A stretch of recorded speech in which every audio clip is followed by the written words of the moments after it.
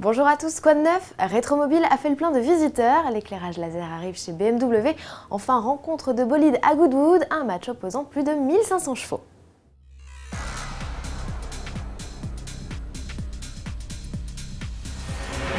Succès pour la 39e édition de Rétromobile qui s'est achevée ce dimanche 9 février, le salon de l'automobile ancienne qui investissait pour la toute première fois de son histoire le pavillon principal du Palais des Expositions de la Porte de Versailles à Paris, a rassemblé plus de 90 000 passionnés en 5 jours, soit 10 000 de plus qu'en 2013.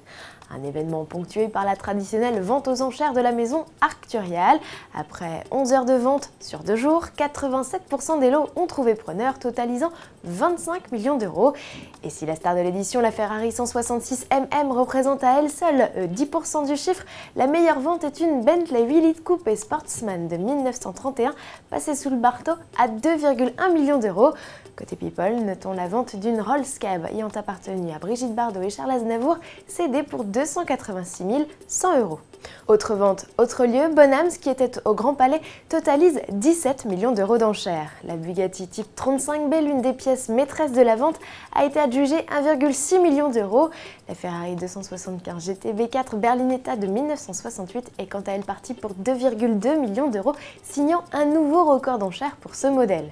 Et ne dit-on pas jamais 203 ? Bingo, RM Auction était aussi la semaine passée à Paris pour y organiser sa première vente aux enchères. Ça s'est passé au pied du Dôme des Invalides.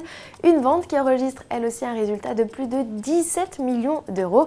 5 modèles ont dépassé le million d'euros, dont une Ferrari 750 Monza Speeder, une Porsche 956 Groupe C de 1982 et une splendide Jaguar Type D de 1955, adjugée 3,6 millions d'euros.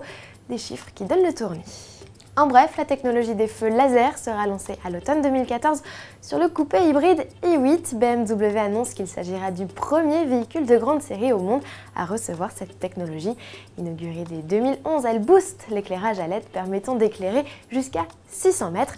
Le rival Audi, qui avait annoncé vouloir être le premier à intégrer ce dispositif sur un modèle de série, s'est fait griller la priorité. La guerre technologique est relancée. Terminons par un match sportif à Goodwood. À l'occasion de l'arrivée en Europe de la Corvette Stingray, l'Écossais Anthony Reid, pilote de course émérite et qui connaît comme sa poche la célèbre colline du domaine de leur March, a opposé l'américaine de 466 chevaux à deux anglaises, la F-Type 4 V8S de 495 chevaux et l'Aston V12 Vantage S de 573 chevaux. Tout aide à la conduite désactivée. Laquelle est la plus rapide? Réponse en images. À demain.